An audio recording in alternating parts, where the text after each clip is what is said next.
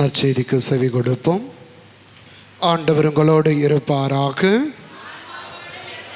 தூய யோவான் எழுதிய நற்செய்தியிலிருந்து வாசகம்.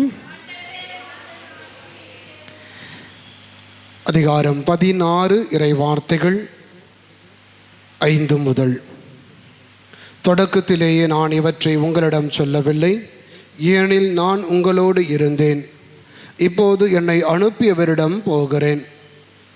ஆனால் உங்களுள் எவரும் நீர் எங்கே போகிறீர் என்று என்னிடம் கேட்காமலேயே நான் சொன்னவற்றை குறித்து துயரத்தில் மூழ்கியுள்ளீர்கள். நான் உங்களிடம் சொல்வது உண்மையே. நான் போவதால் நீங்கள் பயனடைவீர்கள். நான் போகாவிட்டால் துணையாளர் உங்களிடம் வரமாட்டார். நான் போனால் அவரை உங்களிடம் அனுப்புவேன். அவர் வந்து பாவம், நீதி, தீர்ப்பு ஆகியவை பற்றி உலகினர் கொண்டுள்ள கருத்துக்கள் தவறானவை என எடுத்து காட்டுவார்.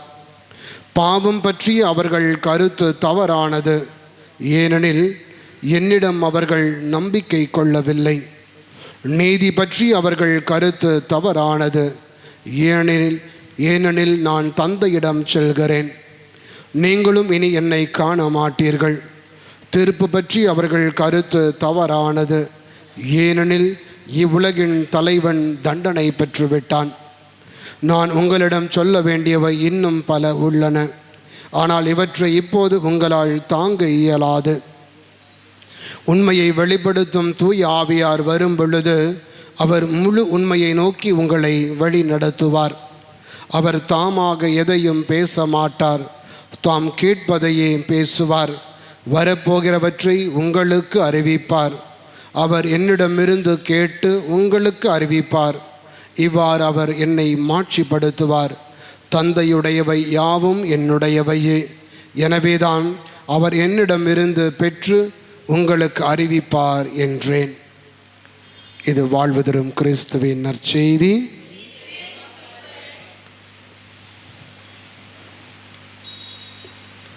இயேசுவில் அன்புக்குரிய சகோதர சகோதரிகளே, தூய ஆவியானவர் நம்மை உண்மையை நோக்கி வழி நடத்துவார் என்ற ஒரு சிந்தனையை அதிகாலையிலே ஆண்டவர் நமக்கு வெளிப்படுத்துகின்றார்.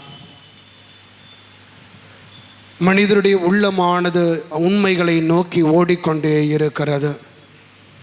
எனக்கு ஏன் இப்படி, என் குடும்பத்துக்கு ஏன் இப்படி, நிறைய கேள்விகள் நம் ஒவ்வொருடைய வாழ்க்கையிலும் இருக்கிறது. அந்த ஒவ்வொரு கேள்விகளுக்கும் நாம் பதிலை தேடிக்கொண்டிருக்கிறோம். சில நேரங்களில் நமக்கு பதில் கிடைக்கிறது, சில நேரங்கள் நம்முடைய வாழ்க்கையில் பதில் கிடைக்காமல் உள்ளம் விரக்தியால் நிரம்புகிறது.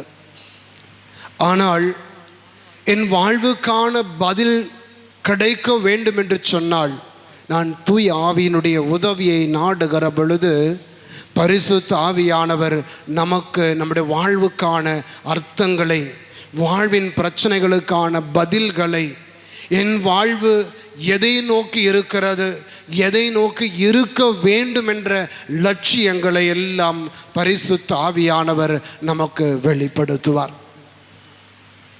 அன்பார்ந்தவர்களே, நம்முடைய வாழ்க்கை எப்பொழுதுமே மகிழ்ச்சியை தேடுகிற ஒரு வாழ்க்கை. மனிதனோட வாழ்க்கையில் எப்பொழுதும் சந்தோஷமாக இருந்தால் நல்லா இருக்கணும். அது ஆண்டவரும் எப்பொழுதும் நம்மை பார்த்து விவிலியத்தில் மீண்டும் மீண்டும் சொல்லுவது, நீங்கள் மகிழ்ச்சியாயிருங்கள். அது கடவுள் கொடுக்கின்ற உன்னதமான ஒரு கொடை, மகிழ்ச்சியாக இருப்பது என்பது. இன்னைக்கு நம்மளை பார்த்து எப்பா நீ சந்தோஷமாக இருக்கியா அப்படின்னு கேட்டோம் அப்படின்னா என்ன பதில் நம்மளோட வாழ்க்கையில் வரும்? எப்பா நல்லா இருக்கியான்னு ஒரு கேள்வியை கேட்குறோம். நாம் கேட்டால் சிலர் சொல்லுவீங்க இருக்கிறோம், இன்னும் சில பேர் ஏதோ இருக்கிறோம், இன்னும் சில பேர் சொல்லுவாங்க ஆமாம் சந்தோஷத்தை நாங்கள் என்னத்தை கண்டோம் சந்தோஷமாக இருக்கிறதுக்கு அப்படின்னு. இன்னைக்கு மனிதனுடைய வாழ்க்கையிலே கடவுளுடைய திட்டம் நம்மில் நிறைவேறி கொண்டிருக்கிறதா அப்படின்னு பார்த்தோம்னா அந்த கடவுளுடைய திட்டம் என்பது நீங்களும் நானும் ஆண்டவருடைய சன்னதியிலே மகிழ்ச்சியாக இருப்பதான் கடவுளுடைய திட்டம். அதான் கடவுளுடைய எதிர்பார்ப்பு. தன்னுடைய பிள்ளைகள் கண்ணீரோடு இருப்பதில் அல்ல கடவுளுடைய திட்டம் என்பது, மகிழ்ச்சி என்பது. உங்கள் பிள்ளைங்க அழுறதை பார்த்துட்டு எத்தனை பேர் சந்தோஷப்படுவீங்க? பெற்றோர்கள் நீங்கள். அவனுக்கு நல்லா வேணும், நான் சொன்னதை கேட்டானா, இவன் ஒழுங்காக கேட்டிருந்தா நல்லா இருந்திருப்பான், இல்லை அவனுக்கு அப்படி தான் வேணும், நாசமாக போகட்டும் சொல்லுவீங்களா? எந்த பெற்றோராவது தன் பிள்ளையினுடைய கண்ணீரிலே மகிழ்கிறவர்கள் யாரும் இருக்க மாட்டாங்க. ஒருவேளை அந்த நேரத்தில் சொல்லுவோம், உனக்கு இப்படி வேணும்டா, நான் சொன்னேன்ல அப்படின்னு சொல்லுவோம். ஆனாலும் மனசுக்குள்ள, ஆண்டவரே என் பிள்ளைக்கு இப்படி நடந்துருச்சு, ஒரு துக்கம் வேதனை இருக்கும். காரணம், எல்லா பெற்றோரும் எதிர்பார்ப்பது தன்னுடைய பிள்ளைகள் மகிழ்ச்சியோடு இருக்கின்றது தான். ஆனால் நம்முடைய வாழ்க்கை சூழலிலே அந்த மகிழ்ச்சியை நாம் அனுபவிக்கிறோமா என்று பார்த்தோம்னா கிடையாது. கடவுளும் நம்மிடம் எதிர்பார்ப்பது, என்னுடைய பிள்ளைகள் மகிழ்ச்சியோடு இருக்கணும், என்னுடைய பிள்ளைகள் ஆனந்தம் உள்ளவர்களாக என் பிரசன்னத்திலே மகிழ்ந்திருக்க வேண்டும் என்று கடவுள் எப்பொழுதும் எதிர்பார்த்து கொண்டிருக்கிறார். ஆனால் நீங்களும் நானும் அந்த மகிழ்ச்சியை இழந்து தவிக்கிற பொழுது நம்முடைய உள்ளம் வாடுவது போல யாருடைய உள்ளமும் வாடுகிறது? இறைவனுடைய உள்ளமும் வாடுகிறது. எனவேதான் அன்புக்குரியவர்களே, பரிசுத்த ஆவி வழியாக நாம் ஒவ்வொருவருமே நம்முடைய உள்ளம் மகிழ்ச்சியால் நிரம்பணும். அப்படின்னா நாம் எப்படிப்பட்டவர்களாக இருக்கணும் என்ற இறைவனுடைய எதிர்பார்ப்பை நமக்கு வெளிப்படுத்துகிறார். நாம் பார்க்கிறோம், திருத்தூதர் பணிகளிலே இரண்டாம் அதிகாரத்தை எடுத்து வாசிக்கிற பொழுது அங்கே துக்கத்தோடு இருக்கிற ஒரு கூட்டத்தை நம்ம பார்க்கிறோம். வேதனையோடு இருக்கிற ஒரு சமூகம் அங்கே இருக்கிறது. யார் அந்த சமூகம்? திருத்தூதர்கள். இறைவனுடைய பிரசன்னத்திலே ஆண்டவரோடு மகிழ்ந்திருந்த ஒரு சமூகமானது இப்பொழுது துக்கத்தால் நிரம்பி காணப்படுகிறது. என்ன காரணம்? என்ன காரணம்? ஆண்டவருடைய மரணத்திற்கு பிறகு அவர்களுடைய வாழ்வின் லட்சியம் என்னவென்று தெரியாமல் குழம்பி கிடக்கிறவர்கள். என்னுடைய எதிர்காலம் என்னவாகுமோ, என் எதிர்காலம் என்ன நடக்கும், எங்கள் வாழ்க்கையில் என் குடும்பத்தில் என்ன நடக்கும், என் வாழ்க்கை எப்படியெல்லாம் இருக்க போகுதோ தெரியல என்று சொல்லி நீங்களும் நானும் புலம்புவது போலவே இந்த திருத்தூதர்கள் புலம்பி கொண்டிருக்கிறாங்க.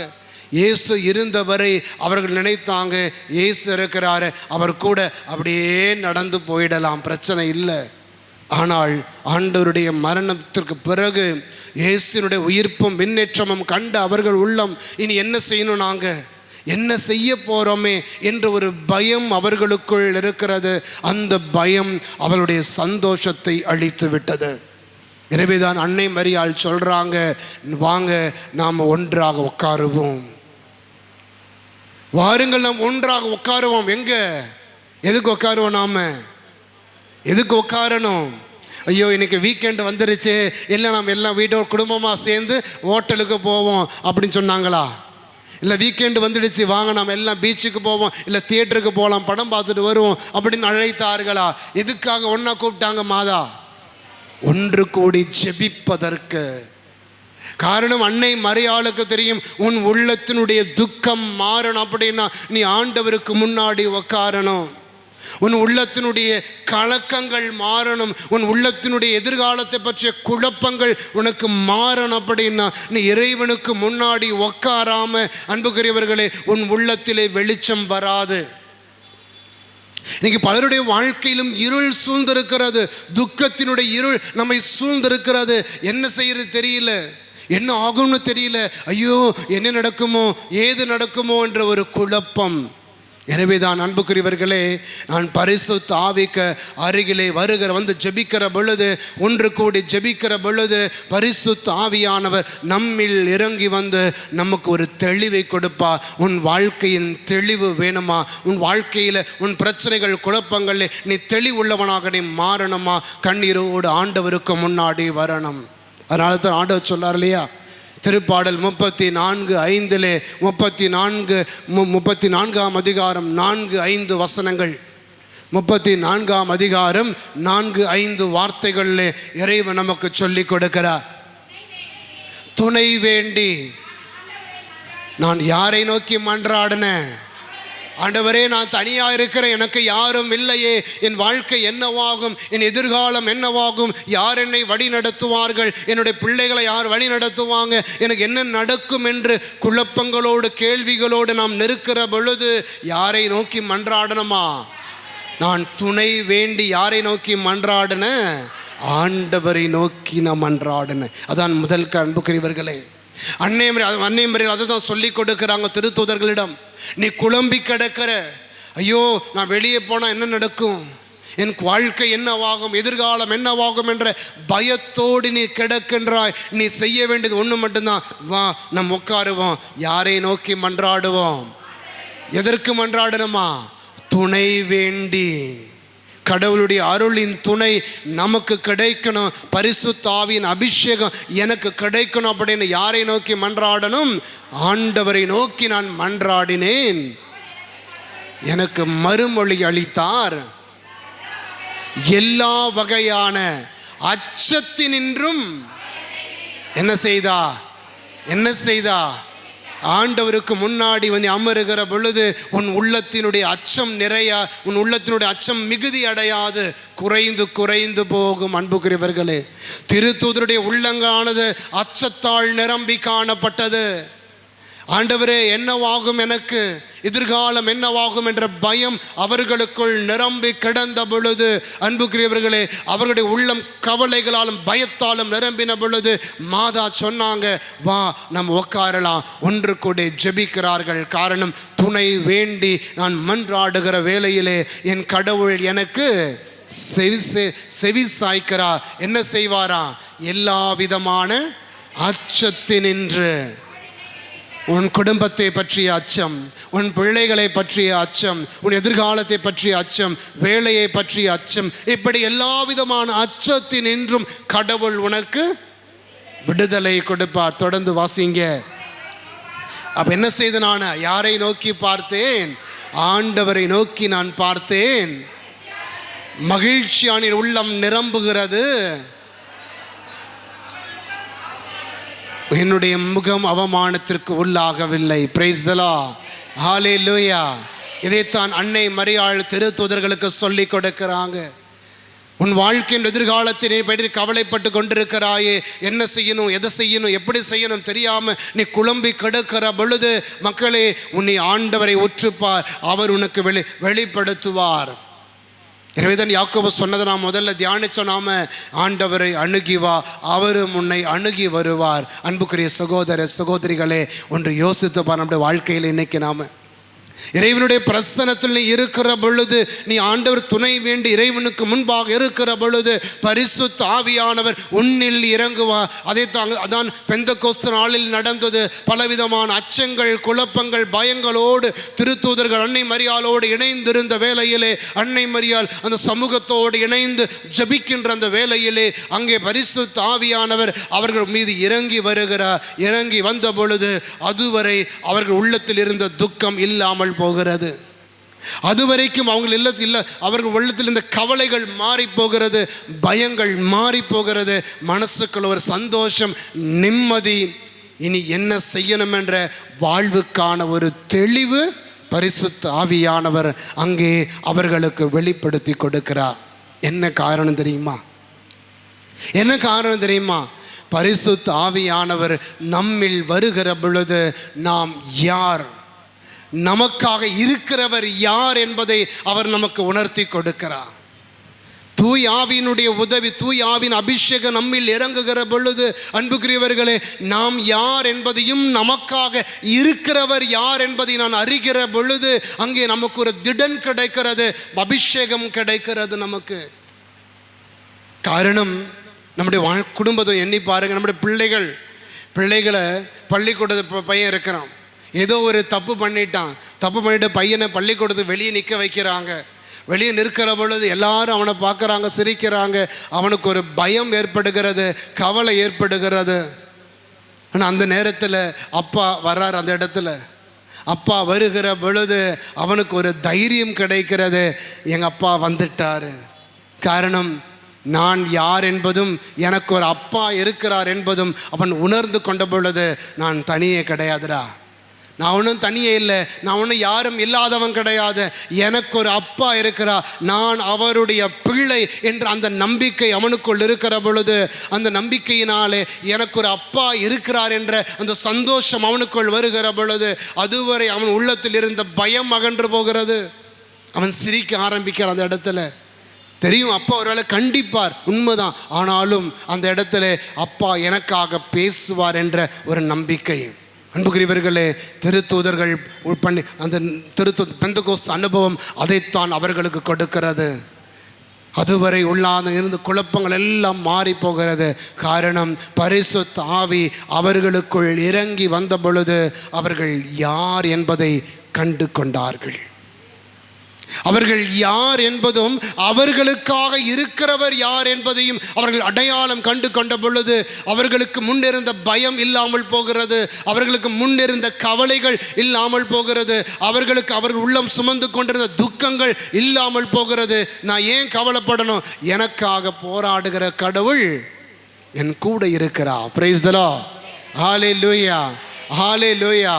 செங்கடலை இஸ்ரேல் மக்கள் கடந்த வேளையிலே அந்த மக்கள் உள்ளமானது பயத்தால் நிரம்பினது. பின்னாடி பார்வோன் இருக்கிறான், முன்னாடி செங்கடல் இருக்கிறது, என்னவாகுமோ என்ற பயம் அவர்களுக்குள் நிரம்பின பொழுது மோயிசன் துணை வேண்டி கடவுளை நோக்கி மன்றாடின பொழுது செங்கடல் இரண்டாக பிளக்கப்பட்டு அவர்கள் செங்கடலை கடந்து போகிறார்கள். போகிற பொழுது அவருடைய உள்ளமானது ஒரு மகிழ்ச்சி அவங்க கொடுக்கிறது. காரணம், எங்களுக்காக போராடுகிற கடவுள் எங்க கூட இருக்கிறார், எனவே நாங்கள் கவலைப்பட மாட்டோம் என்ற நம்பிக்கையோடு போகிறார்கள் செங்கடலை கடந்து. அன்பார்ந்தவர்களே, நம்முடைய வாழ்விலும் நாம் யார் என்பதையும் நமக்காக இருக்கிறவர் யார் என்பதையும் நான் கண்டு கொள்ளுகிற பொழுது மட்டும்தான் நமக்கான சந்தோஷம் கிடைக்கும் நம் வாழ்க்கையில். அதுதான் யாக்கோபு தூய பவுல் நமக்கு சொல்லிக் கொடுக்கிறார். கலாத்தியருக்கு எழுதப்பட்ட திருமுகம் 4ஆம் அதிகாரம் 6வது வார்த்தை. கலாத்திய திருமுகம் 4ஆம் அதிகாரம் 6வது வார்த்தை. நீங்கள் பிள்ளைகளாய் இருப்பதால் கடவுள் தன் மகனின் ஆவியை உங்கள் உள்ளங்களுக்குள் அனுப்பியுள்ளதாம். பரிசுத்த ஆவி கொடுக்கிற முதல் சிந்தனை நமக்கு. நான் யார் என்பதை பரிசுத்த ஆவி சொல்லிக் கொடுக்கிறார். நான் யாராக இருக்கிறேன்? நான் என்னவா இருக்கிறேன்? பிள்ளையா இருக்கிறேன். யாருக்கு பிள்ளை? யாருக்கு பிள்ளையா இருக்கிறேன்?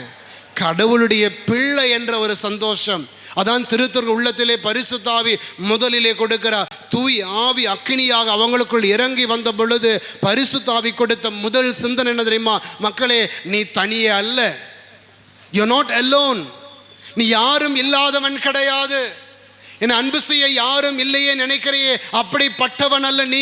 காரணம், உனக்காக இயங்குகிற ஒரு தெய்வம், உன்னை அன்பு செய்கிற ஒரு தெய்வம், உன்னை புரிந்து கொள்ளுகிற தெய்வம், உன் கண்ணீரை துடைக்கிற ஒரு தெய்வம் உனக்காக இருக்கிறார் என்ற ஒரு சிந்தனையை திருத்தூதர்களுக்கு பரிசுத்த ஆவியானவர் உள்ளத்திலே நிரப்புகிறார். முதல்ல எப்பொழுதெல்லாம் கண்ணீரோடும் வேதனையோடும் பாரத்தோடு நீ ஆண்டவருக்கு முன்பாக துணை வேண்டி கரம் உயர்த்தி ஜெபிக்கிறாயோ மக்களே, அந்த நேரத்தில் எல்லாம் பரிசுத்த ஆவியானவர் உனக்குள் கொடுக்கிற ஒரு சிந்தனை இதுதான். நீ தனியானவன் அல்ல, நீ யாரும் இல்லாதவன் அல்ல. உனக்காக பரிந்து பேச, உனக்காக ஜெபிக்க, உன்னை ஆசீர்வதிக்க, உன் கைகளை நன்மைகளால் நிரப்புவதற்கு ஒரு தெய்வம் உனக்காக இருக்கிறார்.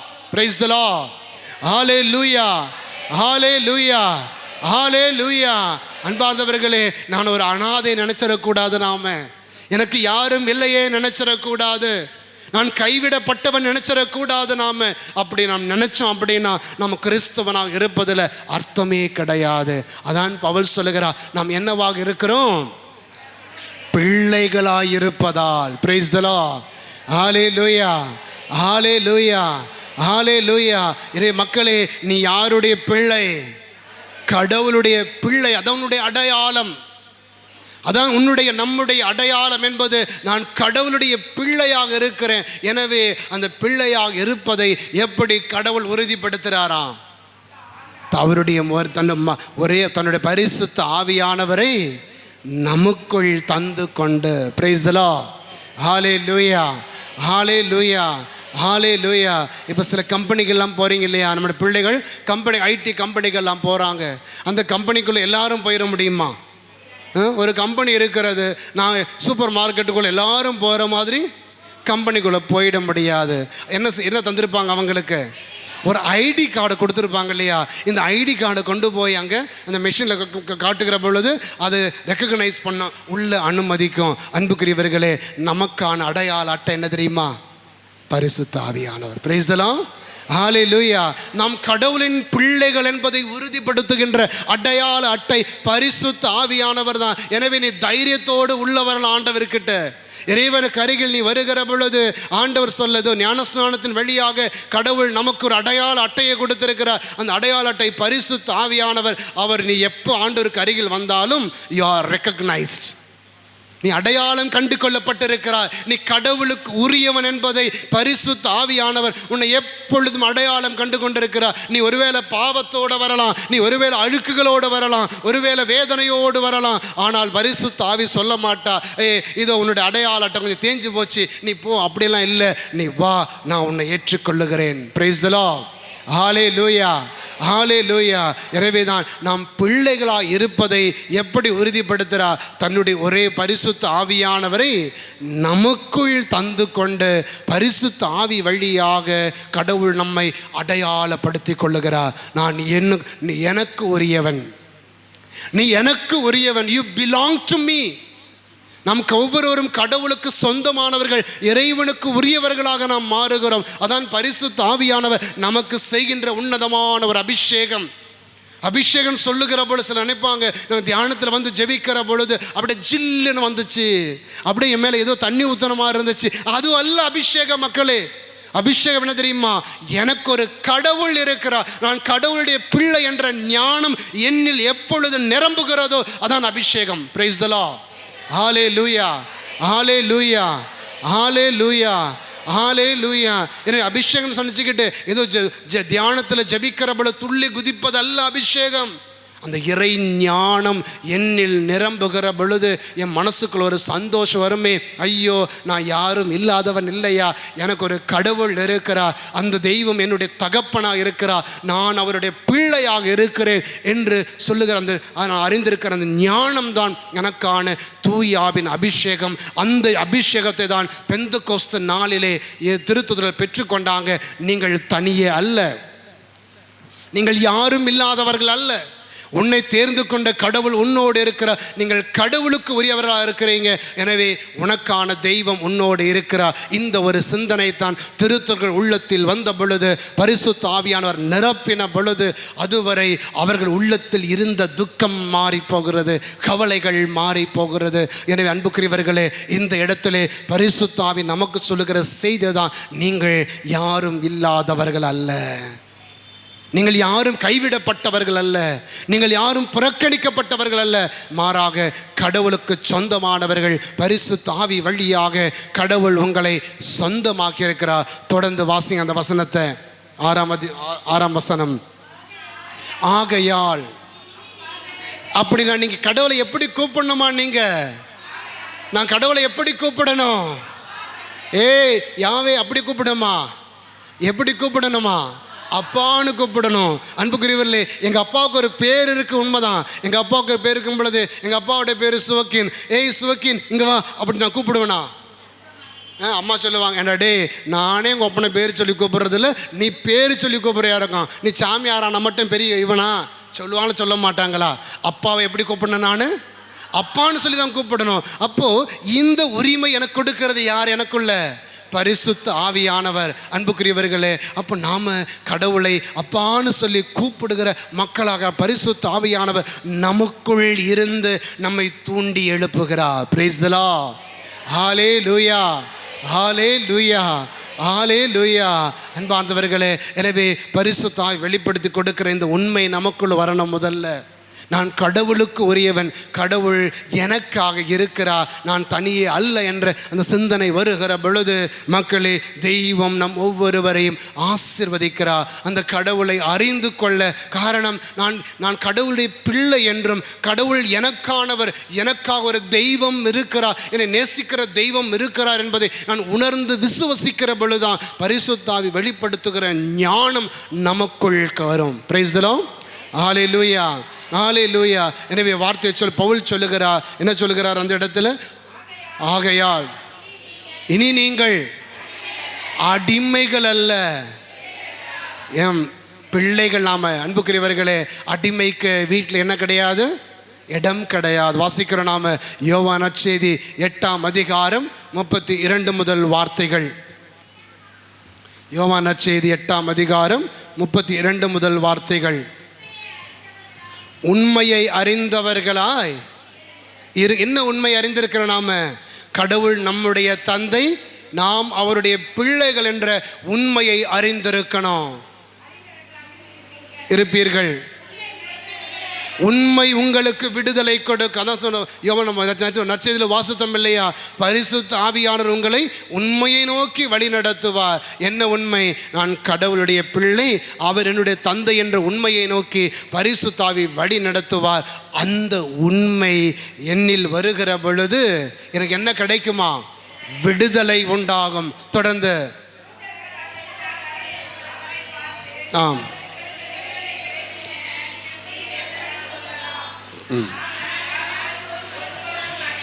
நாங்கள் யாருக்கும் ஒரு பொழுதும் அடிமைகளாக இருந்தது கிடையாது. Praise the Lord.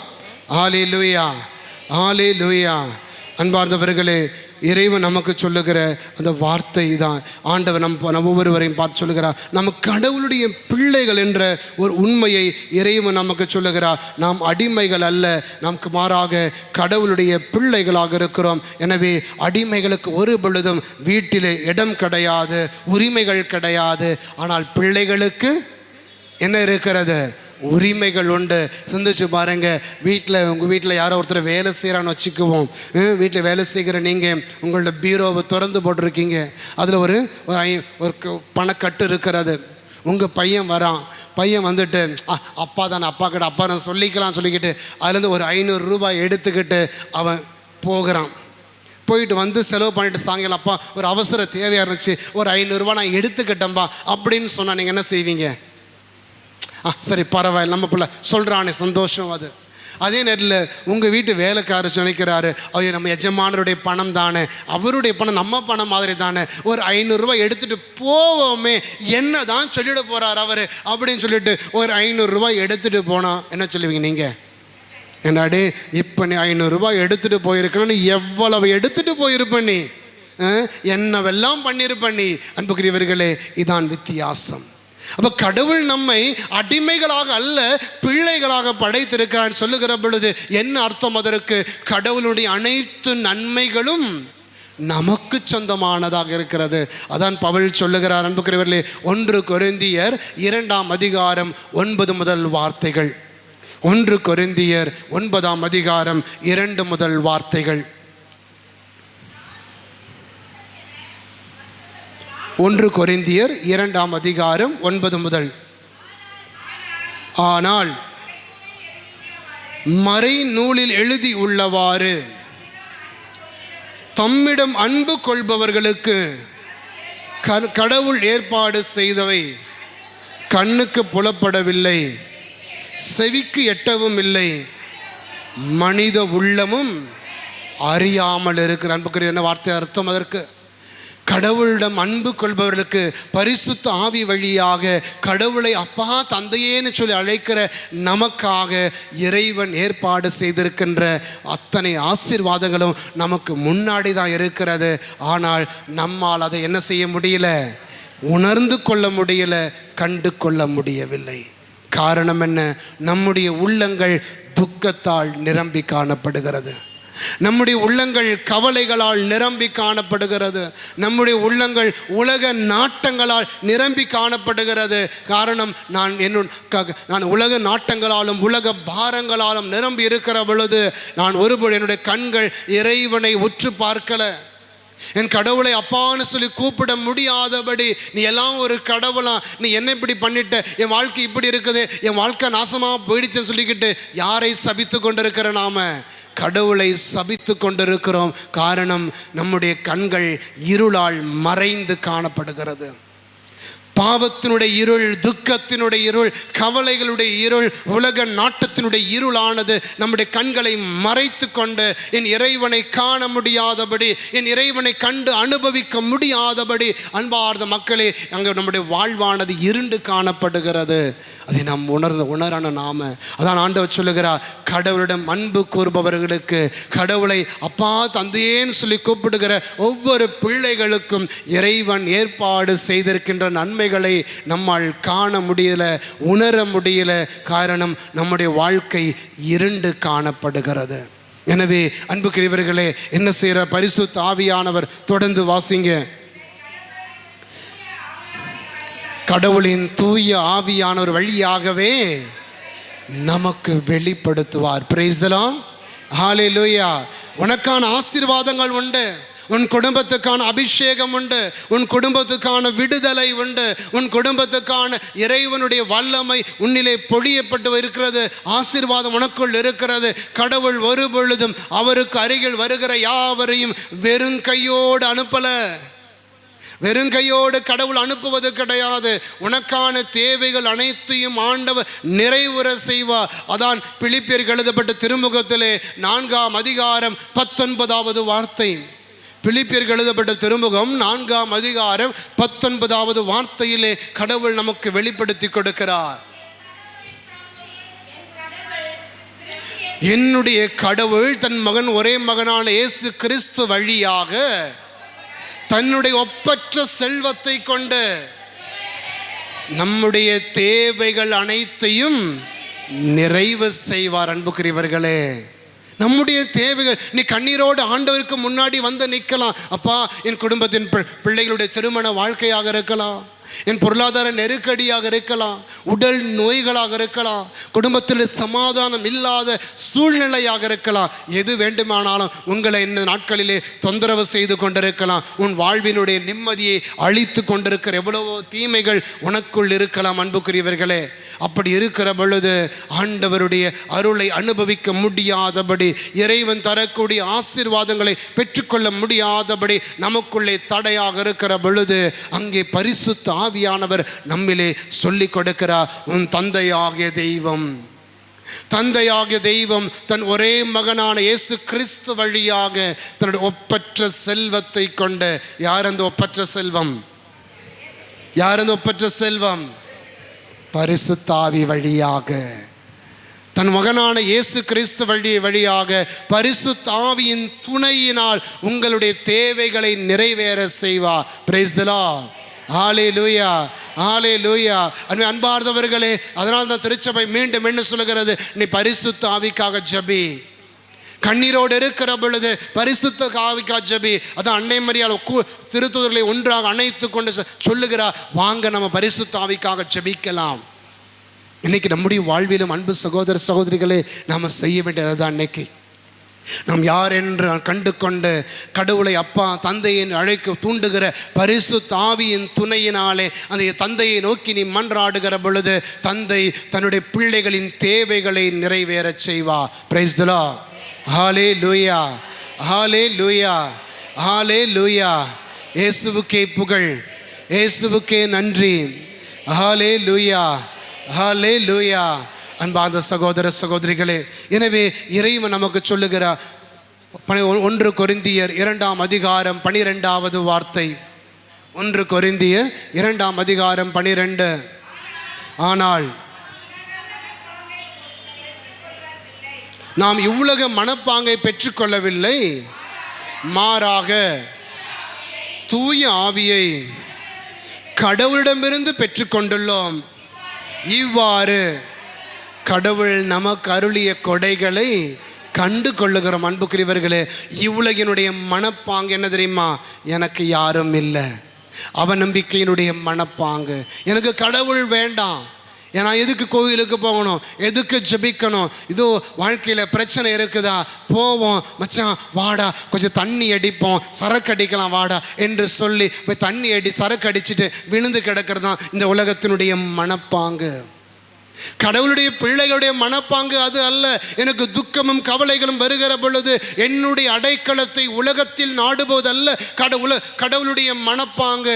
கடவுள் தரக்கூடிய மனப்பாங்கு என்பது பரிசுத்த ஆவியானவர் நமக்குள்ளே ஒரு மனப்பாங்கை கொடுக்கிறார். என்னது? உன் வாழ்க்கையில பிரச்சனையா, வேதனையா, ஆண்டவருக்கு முன்னாடி போ.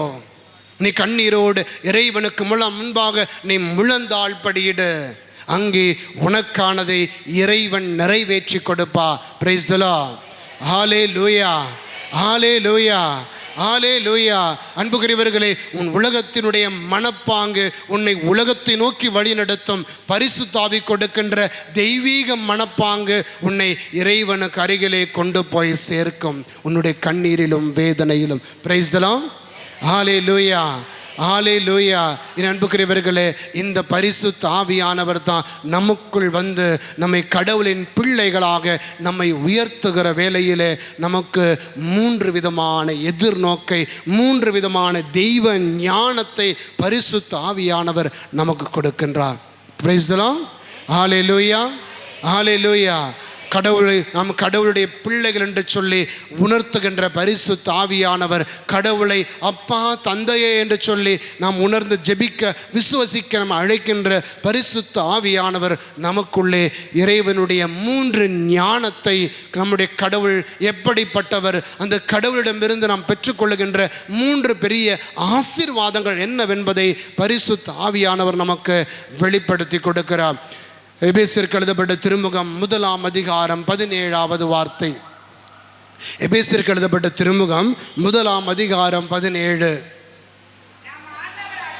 நம் ஆண்டவராகிய இயேசு கிறிஸ்து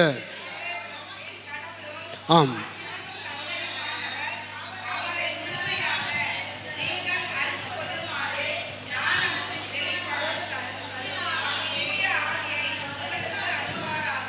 பிரைஸ் தி லார்ட்.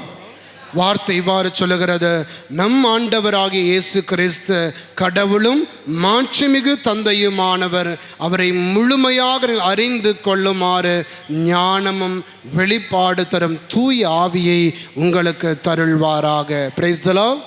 ஹல்லேலூயா. காரணம், பரிசுத்த ஆவியானவர் எனக்கு வருகிற பொழுதுதான் நான் கடவுள் யார், எப்படிப்பட்டவர், என்னுடைய தெய்வம் எப்படிப்பட்டவர், அவர் எப்படி என் வாழ்க்கையில் செயல்படுகிறார் என்பதை நான் உணர முடியும். நீங்கள் பல நேரங்களில் நம்ம கடவுள்கிட்ட பக்தியோடு வருகிறோம். அன்புக்குரியவர்களே, கடவுளுக்கு முன்னாடி பக்தியோடு வருகிறோம். அந்த பக்தி எப்படிப்பட்டது அப்படின்னா, அது பாசத்தில் வெளிப்படுகிற பக்தி அல்ல, அது தேவையில் வெளிப்படுகிற பக்தியாக இருக்கிறது.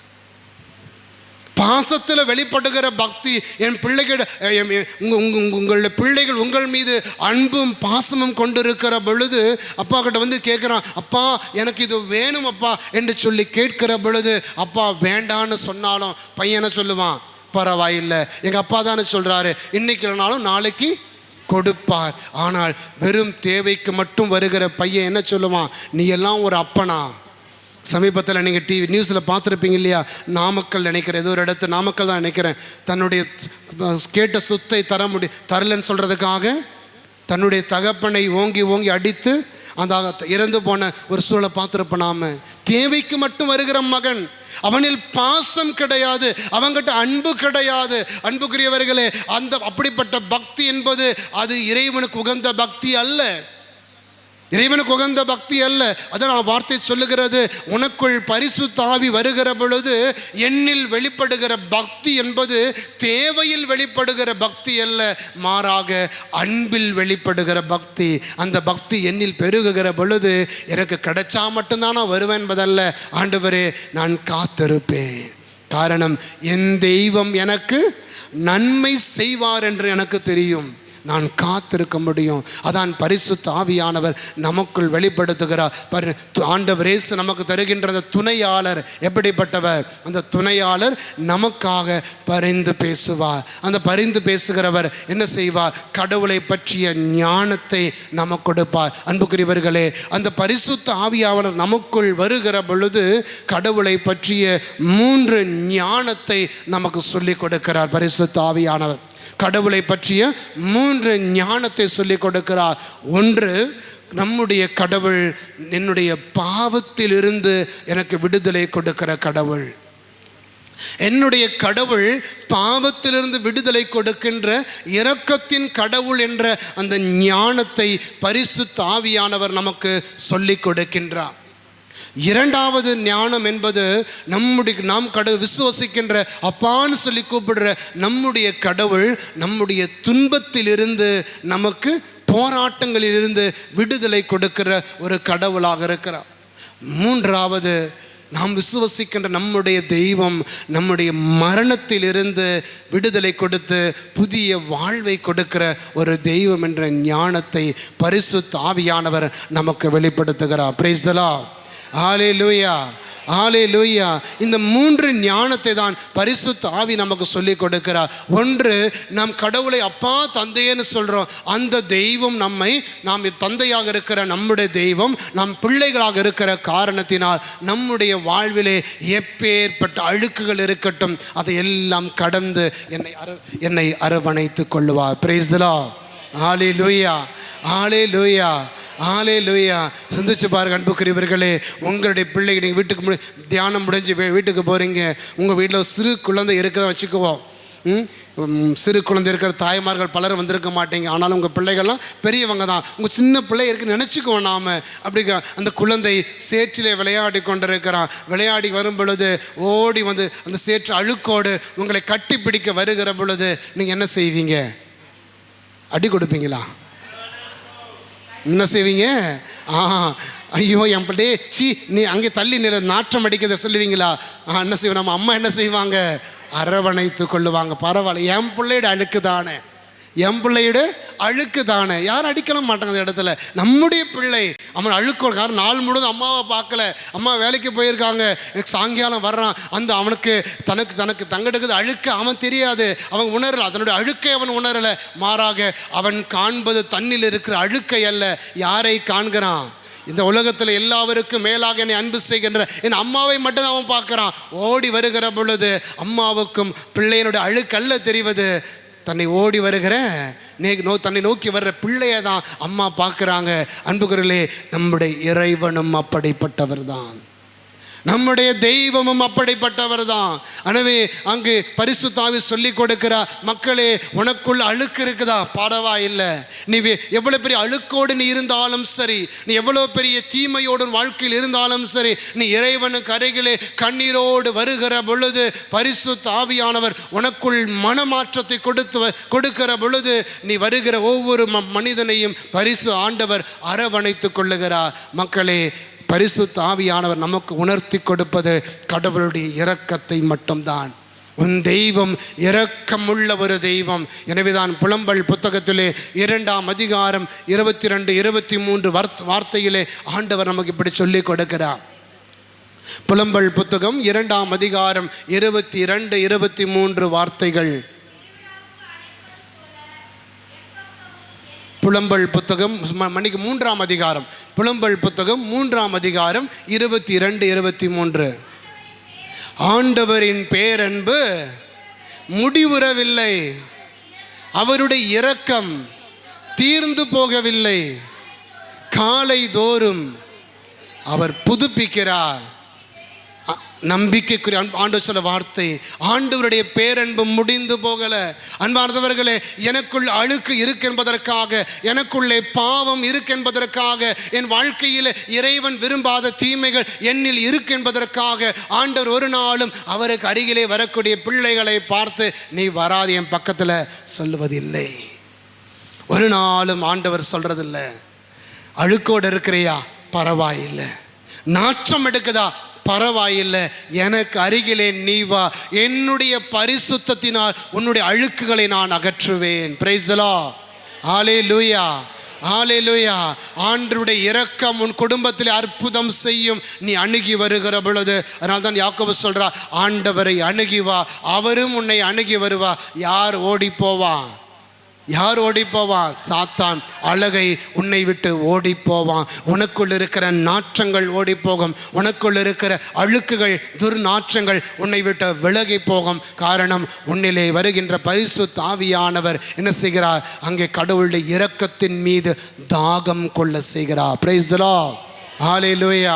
அன்புக்குரியவர்களே, எப்பொழுதெல்லாம் குடும்பத்திலே பாவத்தினுடைய அழுக்குகள் இருக்கிறதோ, மனமாற்றம் இல்லாத சூழ்நிலை இருக்கிறதோ, பரிசுத்த ஆவி கட்ட ஜெபி. காரணம், பரிசுத்த ஆவியானவர் நமக்குள்ளே மாற்றத்தை கொடுக்கிறவர். பரிசுத்த ஆவியானவர் நம்மை மாற்றத்தை நோக்கி வழி நடத்துகிறவர். பரிசுத்த ஆவியானவர் நம்மை நாம் கொண்டிருக்கிற அழுக்குகளை எல்லாம் நம்மிலிருந்து அகற்றி நம்மை புதுப்பிக்கிறவர் பரிசுத்த ஆவியானவர். எனவே நாம் தாகத்தோடு பரிசுத்த ஆவிக்காக ஜெபிக்கிற பொழுது அங்கே நமக்குள்ளே மனம் மாற்றம் ஏற்படும். நம்மில் இருக்கிற அழுக்குகளை எல்லாம் ஆண்டவர் அகற்றி ஆசீர்வதிப்பார். எனவே பரிசுத்த ஆவி கொடுக்கிற முதல் ஞானம் என்பது நம்முடைய கடவுள் நம்முடைய பாவங்களை கண்டு நம்மை விட்டு அகன்று போகிற தெய்வம் அல்ல. மாறாக எத்துணை அழுக்குகளோடு நீ வந்தாலும் சரி, தாய் தன் பிள்ளையை அரவணைத்து கொள்ளுவது போல நம்மை அரவணைத்து கொள்ளுகிற ஒரு தெய்வம் நம்முடைய இறைவனாக இருக்கிறார். Praise the Lord. Hallelujah, hallelujah, hallelujah. ஆனா நான் என்ன செய்யணும்? நான் பரிசுத்த ஆவி என்னை பரிசுத்த ஆவியானவர் கடவுளுடைய இரக்கத்தை நோக்கி என்னை வழி நடத்துகிற பொழுது இரக்கத்தினால் என் இறைவன் என்னை அரவணைத்து கொள்ள விரும்புகிறார். உண்மைதான். ஆனால் நான் என்ன செய்யணும்? என்ன செய்யணும்? நான் எபேசியர் திருமுகம் 4ஆம் அதிகாரம் 22, 23, 24 வார்த்தைகள். நான் என்ன செய்யணும்? நான் கடவுளுடைய அருளோடு நான் எப்படி ஒத்துழைக்கணும்? எனவே உங்களுடைய பழைய பாவ நிலையை மாற்றி தீய நாட்டங்களால் அழிவரும் பழைய மனிதனுக்குரிய இயல்பை களையணும். அன்புக்குரியவர்களே, பரிசுத்த ஆவியானவர் எனக்குள் மாற்றத்துக்கான ஆசையை விதைக்கிறார். மகனே, நீ போற வழி சரியல்ல, இப்படி நீ போனா உன் வாழ்க்கை கெட்டு போயிடும் என்று அம்மா மீண்டும் மீண்டும் பிள்ளையை பார்த்து சொல்ற மாதிரி பரிசுத்த ஆவியானவர் நமக்குள் வந்து சொல்லி கொடுக்கிறார். இதோ கடவுள் இரக்கம் உள்ளவர், உண்மைதான். ஆனால் அந்த இரக்கத்தை நீ அனுபவிக்கணும் அப்படின்னா நீ என்ன செய்யணும்? உனக்குள் இருக்கிற தீய நாட்டங்களை நீ களையணும். தீய நாட்டத்தினால் அழிவரும் பழைய மனிதனுக்குரிய இயல்பை நீ களையணும். ஆண்டவரே, நான் இப்படியே இருக்கிறேன், உன்னை ஆவியை மட்டும் நீ கொடுங்க அப்படின்னா அங்கே கடவுளுடைய இரக்கம் கிடைக்காது. நான் கடவுளுடைய இரக்கத்தை நாடி போகிறேன். நான் உண்மைதான். ஆனால் அதே நேரத்தில் என்ன செய்கிறேன்? என்னுடைய அழுக்குகள் ஒரு பக்கம் இருந்துட்டு போகட்டுமே, இப்படி இருந்துட்டு போகட்டுமே. இப்படி இருந்தால் என்ன வந்துட போகுது? அன்புக்குரியவர்களே, சமீபத்தில் ஒரு குடும்பத்தினுடைய பிரச்சனை நான் குடும்பத்துக்கான ஒரு கவுன்சிலிங் கொடுத்து கொண்டிருந்த பொழுது இந்த குடும்பத்திலே சகோதரர் இந்த ரம்மி விளையாடி, தமிழ்நாட்டில் நிறைய பெட்டிங், இந்த ஐபிஎல் டைம் இல்லையா, இந்த கிரிக்கெட் பெட்டிங் அதெல்லாம் விளையாடி குறைந்தபட்சம் 40-50 லட்சம் இழந்து போன ஒரு குடும்பம். மனைவி சொன்னால், நான் இவங்க கூட இருக்க மாட்டேன், ஒன்றவன் திருந்தி வரட்டும், நாங்கள் சேர்ந்து வாழ்கிறோம். கடந்த 1 வருடமாக தன்னுடைய மனைவியும் குழந்தையும் ஒரு பக்கம், கனவு ஒரு பக்கமாக பிரிந்தான் கிடக்கிறாங்க. அப்போ நான் பேசி கொண்டிருந்த பொழுது அவங்ககிட்ட அந்த சகோதரனுக்கு கேட்குற, ஏடா உன்னுடைய மனைவி வரணும், உண்மைதான், சேர்ந்து வாழணும் அப்படின்னா இந்த அழுக்கை நீ களையணும். இதை நீ விட்டு விடாமல் என் புள்ள வரட்டும், பொண்டாட்டி கூட வரட்டும் அப்படின்னா எப்படி வருவாங்க அவங்க? எப்படி அந்த நன்மை கிடைக்கும்? அப்போ பரிசுத்த ஆவியான உனக்குள் மாற்றத்தை ஏற்படுத்த விரும்புகிறார். நீ கணவன் மனைவியாக பிள்ளையோடு சேர்ந்து நீங்க வாழணும் என்பதுதான் கடவுளுடைய திட்டம். அந்த திட்டம் உன்னில் நிறைவேறணும் அப்படின்னா முதல்ல நீ செய்ய வேண்டியது, உன்னுடைய இந்த பழைய பாவ நிலையை நீ களையாமல் எப்படி கடவுள் உன்னிலே அற்புதம் நிகழ்த்துவார். பல நேரங்கள் நம்ம என்ன கேட்குறோம்? ஆண்டவரே, என் குடும்பத்தில் அற்புதம் நடத்தும், ஆசீர்வாதம் தாரன்னு கேட்குறோம். ஆனால் இன்னொரு பக்கம் அதே குடும்பத்துக்குள்ள எல்லா விதமான பாவ அழுக்குகளும் தீய நாட்டங்களும் என்னில் குடிக்கொண்டிருக்கிற பொழுது எப்படி பரிசுத்த ஆவியானவர் கடவுளுடைய இரக்கத்தை எனக்கு பெற்றுக் கொடுப்பா? எனவே நான் என் குடும்பம் வேணும் அப்படின்னா இந்த ரம்மியும் சூதாட்டத்தை என்னை விட்டு விடணும். அந்த இடத்துல அந்த மகன் சொல்கிறான், இருந்துட்டு போகட்டும், நான் மாற்றிக்கிறேன், இருக்கட்டும், பரவாயில்லை, ஒன்றும் ஆகாது. அன்புக்குரியவர்களே, எப்படி குடும்பம் ஆசீர்வாதமாக இருக்கும்னு நினச்சி பாருங்க. அதான் பவுல் சொல்லுகிறார், உன்னுடைய பழைய மனிதனுக்குரிய தீய நாட்டத்தினால் அழிந்து கொண்டிருக்கிற அந்த இயல்பை நீ களைந்து விட்டு என்ன செய்யணுமா? புதிய மனிதனுக்குரிய இயல்பை நீ அணிந்து கொள். யார் அந்த புதிய மனிதன்? இயேசு என்ற புதிய மனித இயல்பை அணிந்து கொள்ளும். You put on Christ. கிறிஸ்துவை நீ அணிந்து கொள்ளணும். அதான் முக்கியமானது. நான் பாவத்திலிருந்து விடுதலை பெற்று கடவுள் தூய ஆவி உணர்த்தி கொடுக்கிற கடவுளுடைய இரக்கத்தினை அனுபவிக்கணும். அப்படின்னா ஒரு பக்கம் என்னுடைய பாவ நிலைகளை களையணும், நான் பாவத்தின் அழுக்குகளுக்கு வேண்டாம்னு சொல்லணும், அந்த தீமைகள் இனிமே வேண்டாம் என்று சொல்லி நான் ஒதுக்க வேண்டும். அதே நேரத்தில் கிறிஸ்துவை அணிந்து கொள்ளணும். எப்படி அணிந்து கொள்ளணுமா? எப்படி அணிந்து கொள்வது? நம்முடைய டிஷர்ட்டில் ஏசுன்னு பேரை எழுதிக்கிட்டு அணிந்து கொண்டா போதுமா? எப்படி கிறிஸ்துவை அணிந்து கொள்வது? தொடர்ந்து வாசிங்க. பவுல் சொல்லி கொடுக்கிறார், கடவுளது சாயலாக படைக்கப்பட்ட புதிய மனிதருக்குரிய இயல்பை அணிந்து கொள்ளுங்கள். அவ்வியல்பு உண்மையான நீதியிலும் தூய்மையிலும் வெளிப்படணும். நான் எப்படி கிறிஸ்துவை அணிந்து கொள்ளணும்? நீதியிலும் தூய்மையும் நிறைந்த வாழ்க்கையில் தான் நான் யாரை அணிந்து கொள்ள முடியும்? கிறிஸ்துவை அணிந்து கொள்ள முடியும். என்னது வாழ்க்கை? உண்மையான வாழ்க்கை, நீதியான வாழ்க்கை என்பது என்னது? தூய்மையான வாழ்க்கை என்பது என்னது? நீதி என்று சொல்லுவது அன்பினுடைய வாழ்க்கை. கிறிஸ்து என்னை அன்பு செய்தது போல நானும் ஒருவர் அன்பு செய்கிற பொழுது ஐக்கியம் நிறைந்த அன்பு நிறைந்த வாழ்க்கையிலே பரிசுத்த ஆவியின் அபிஷேகம் என்னில் வரும். கிறிஸ்துவை நான் வெளிப்படுத்துகிற அந்த இடத்துல என்னை அன்பார்ந்த சகோதர சகோதரிகளே, உணர்ந்து கொள். உன்னுடைய கடவுள் நமக்கு வெளிப்படுத்தி கொடுக்கிற இந்த தூய்மையின் பரிசுத்தத்தின் வாழ்க்கை என்பது, கிறிஸ்துவை அணிந்து கொள்வது என்பது இங்கே தான். நான் அன்பினுடைய வாழ்வில் நீதியின் வாழ்க்கையில் இருக்கணும். நீதியின் வாழ்க்கை என்று பவுல் சொல்லுவது என்ன தெரியும்? கிறிஸ்து சொல்லுவது என்ன தெரியுமா? மத்தேயு நற்செய்தி 7ஆம் அதிகாரம் 12வது வார்த்தை. மத்தேயு நற்செய்தி 7ஆம் அதிகாரம் 12வது வார்த்தையிலே ஆண்டவரே சொல்லிக் கொடுக்கிறார், அடுத்தவன் உனக்கு என்ன நன்மை செய்ய வேண்டுமென்று நீ விரும்புகிறாயோ அதையே அடுத்தவனுக்கு செய். எந்த மனைவியாவது விரும்புகிறாங்கன்னா, என் கணவன் என்னை அடிக்கணும்னு ஆசைப்படுறவங்க இருக்கீங்களா? ஒரு நாளைக்கு ஒரு தடவையாவது என் கணவன் என்ன பார்த்து ஐ லவ் யூ அப்படின்னு சொல்லிட மாட்டானா? ஒரு ஏக்கம் எத்தனை வயசானாலும் இருக்குது. 60 வயசு ஆனதுக்கு அப்புறமா கணவன் ஒரு ஐ லவ் யூன்னு சொல்லிட்டா, ஐயோ என் வீட்டுக்காரர் என்ன ஐ லவ் யூன்னு சொல்லிட்டாரே, சந்தோஷம். காரணம், அன்பு வெளிப்படுத்தப்படுகிற பொழுதெல்லாம் நமக்கு சந்தோஷம். காரணம், அன்புக்குரியவர்களே, இறைவன் சொல்லுகிறார், எப்படி அடுத்தவன் வாழ்க்கையில் நன்மை செய்ய வேண்டும் என்று விரும்புகிறாயோ அதே போல் நீங்களும் நானும் நன்மை செய்கிற பொழுது யாரை அணிந்து கொள்ளுகிறோம்? கிறிஸ்துவை அணிந்து கொள்ளுகிறோம். அதே போல நான் கிறிஸ்துவை அணிந்து கொள்வது தூய்மையின் வெளிப்படணும். பரிசுத்தமான வாழ்க்கையில் பாவத்தை களைந்து பரிசுத்தம் இல்லாத செயல்பாடுகளை எல்லாம் என் வாழ்க்கையில் களையணும். எது பரிசுத்தம் இல்லாத செயல்பாடுகள்? தீ ஆவியின் கனிகளை களையணும். நான் தீ ஆவியின் கனிகளை களைந்து தூய ஆவியின் கனிகளை அணிந்து கொள்ளணும். எதெல்லாம் தீ ஆவியின் கனிகள்? கலாத்திய திருமுகம் 5ஆம் அதிகாரம் 22 முதல் வார்த்தைகள். தூய ஆவியின் தீ ஆவியின் கனியை முதல்ல மன்னிக்கு 19 முதல் வார்த்தைகள். ஊனியல்பின் செயல்கள் யாவருக்கும். கலாத்திய திருமுகம் 5ஆம் அதிகாரம் 19. பரத்தமை, கெட்ட நடத்தை, காமவெறி, என்ன வழி? சிலை வழிபாடு, பிள்ளி சூனியம், பகைமை, சண்டை சச்சரவு, பொறாமை, சீற்றம், கட்சி மனப்பான்மை, பிரிவினை, பிளவு, அழுக்காறு, குடிவெறி, களியாட்டம், இந்த தீமைகள் எல்லாம் நான் களைந்து எதை அணிந்து கொள்ளணுமா? தூய ஆவியின் கனிகள். இது தூய ஆவியின் கனியோ?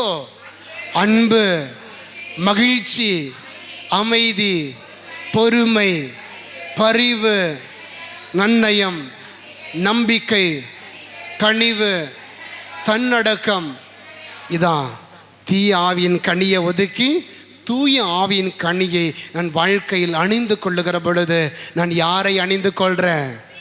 கிறிஸ்துவை அணிந்து கொண்டிருப்போம். ஒரு நிமிடம் யோசிச்சு பாருங்க, உன்னுடைய குடும்பம் எதை அணிந்து கொண்டிருக்கிறது? எந்த இயல்பை அணிந்து கொண்டிருக்கிறது? நான் அணிந்து கொண்டிருப்பது தீய ஆவியின் இயல்பையா அல்லது தூய ஆவி வெளிப்படுத்துகிற கிறிஸ்துவின் இயல்பையா? எனவே அன்புக்குரியவர்களே, பரிசுத்த ஆவி வெளிப்படுத்தி கொடுக்கிற முதல் ஞானம், நான் அப்பான்னு சொல்லி அழைக்கின்ற அந்த கடவுள் என்னை பாவத்திலிருந்து விடுவிக்கிறார். இரண்டாவது சத்தியத்தை பரிசுத்த ஆவி ஞானமாக நமக்கு கொடுப்பது என்னது? என்னுடைய தெய்வம், நான் அப்பான்னு சொல்லி கூப்பிடுகிற தெய்வம் என்னுடைய துன்பத்திலும் என்னுடைய போராட்டத்திலிருந்தும் எனக்கு விடுதலையை கொடுக்கிறார். Praise the Lord. Hallelujah, hallelujah. அன்பார்ந்தவர்களே, இன்னைக்கு பல குடும்பங்கள், பலருடைய வாழ்க்கையிலுமே இந்த விரக்தியினுடைய அவநம்பிக்கையினுடைய சூழல் நிறைந்து காணப்படுகிறது. எல்லாம் முடிஞ்சு போச்சு, இனி என்ன பண்ண போகிறோம் நாங்கள்? என் வாழ்க்கை அவ்வளவுதான்ப்பா, என் தலையை சிலர் சொல்லுவாங்க இல்லையா, என்னது என் தலையெழுத்துன்னு சொல்லுவாங்க. அன்புக்குரியவர்களே, ஏசாயா புத்தகத்தில் 65ஆம் அதிகாரம் நினைக்கிறேன் நான், 65:11 அங்கே ஒரு ஆண்டவர் வார்த்தை நமக்கு சொல்லிக் கொடுப்பார். ஆம்,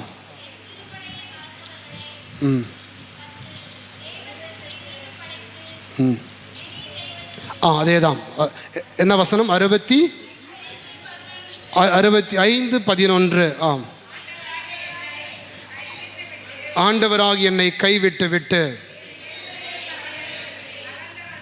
என்னை மறந்தவர்களே, என்னை கைவிட்டு விட்டு என் திருமலையை மறந்தவர்களே, கத்து தெய்வத்திற்கு விருந்து படைத்து மெனி தெய்வத்திற்கு நறுமண திராட்சை ரசத்தை கிண்ணங்களில் வார்ப்பவர்களே, உங்களை வாளுக்கு இரையாக்குவேன், நீங்கள் அனைவரும் கொலைக்கு தலை தாழ்த்து. ஆண்டு சொல்ற வார்த்தை அங்கு 2 வார்த்தை சொல்லப்பட்டிருக்கிறது.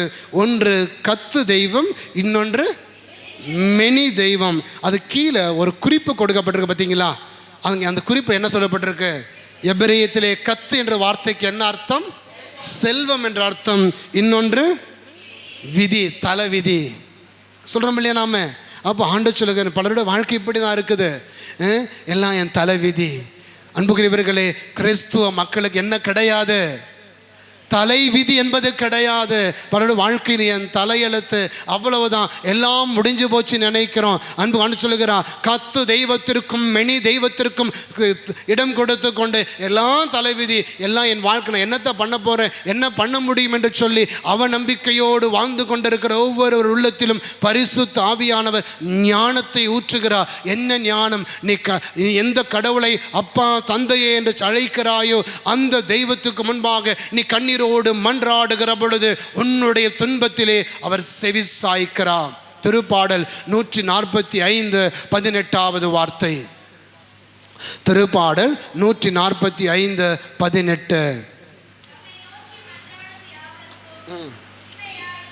தம்மை நோக்கி மன்றாடும் யாவருக்கும், உண்மையாய் தம்மை நோக்கி மன்றாடுகிற யாவருக்கும் ஆண்டவர் எங்க இருக்கிறார்? அண்மையில் இருக்கிறார். Praise the Lord. Hallelujah, hallelujah. தம்மை நோக்கி மன்றாடுகிற யாவருக்கும், உண்மையில் தம்மை நோக்கி மன்றாடுகிற கூக்குலிடுகிற யாவருக்கும் இறைவன் எங்க இருக்கிறார்?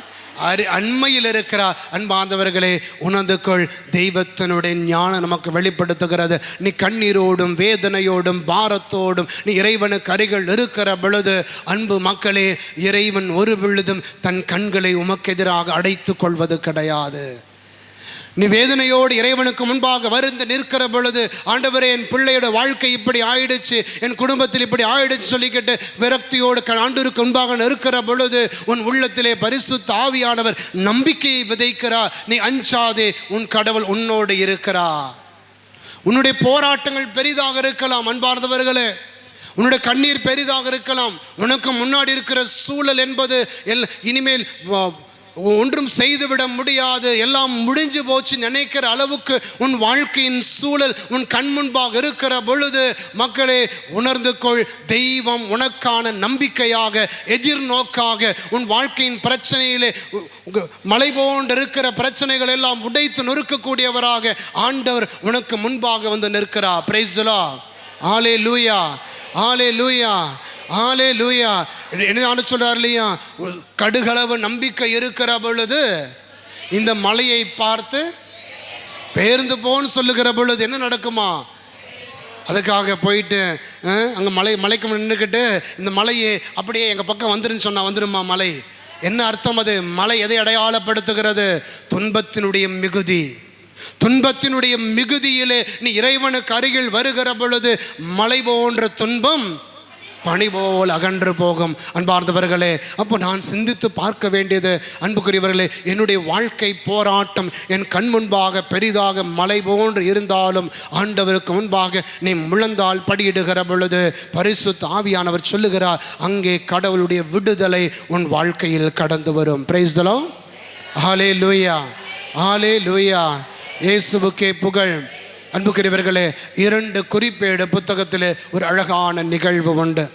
2 குறிப்பேடு புத்தகத்திலே 20ஆம் அதிகாரம் 1 முதல் வார்த்தைகள். அங்கே யோசபாத் அரசன் தன்னுடைய மக்களை வழிநடத்தி கொண்டிருக்கிற ஒரு சூழல் அது.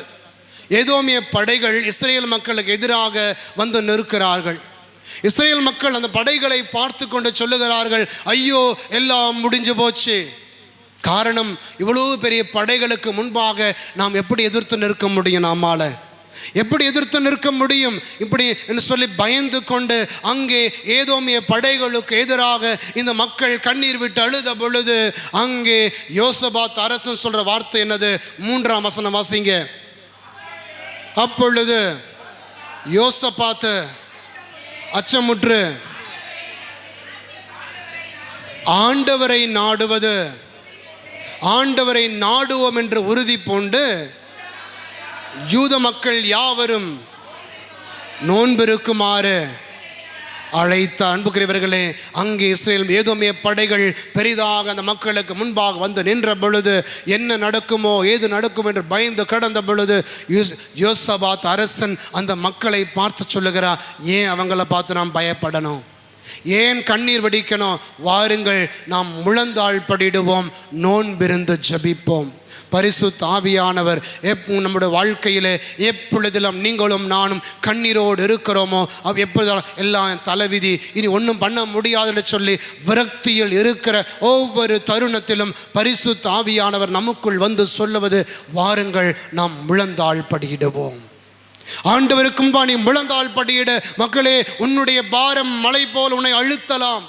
பெரிய பிரச்சனைகள், தீர்க்க முடியாத பிரச்சனைக்குள் இருக்கலாம், பொருளாதார நெருக்கடிகள் இருக்கலாம், கடன் தொல்லைகளால் பாதிக்கப்பட்டிருக்கலாம், குடும்பத்தில் உறவு சிக்கல்களால் பாதிக்கப்பட்டிருக்கலாம். இந்த போராட்டங்களை எல்லாம் நான் எப்படி வெற்றி கொள்ள முடியும் என்று சொல்லி நீ கண்ணீரோடு இருக்கிற பொழுது உனக்குள் பரிசுத்த ஆவியானவர் இங்கே சொல்லுகிற சிந்தனை தான், நீ வந்து முழந்தாள் படியிட. ஆண்டவருக்கு முன்பாக நீ வேற ஒன்றும் செய்யாத, அவர்களுக்கு முன்பாக நீ சண்டை போட்டு கொண்டு இருக்காது.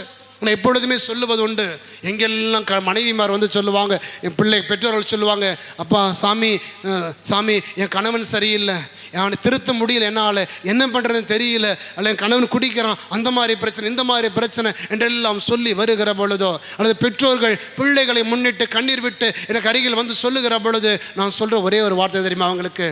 நீ அவங்கக்கிட்ட சண்டை போடாத.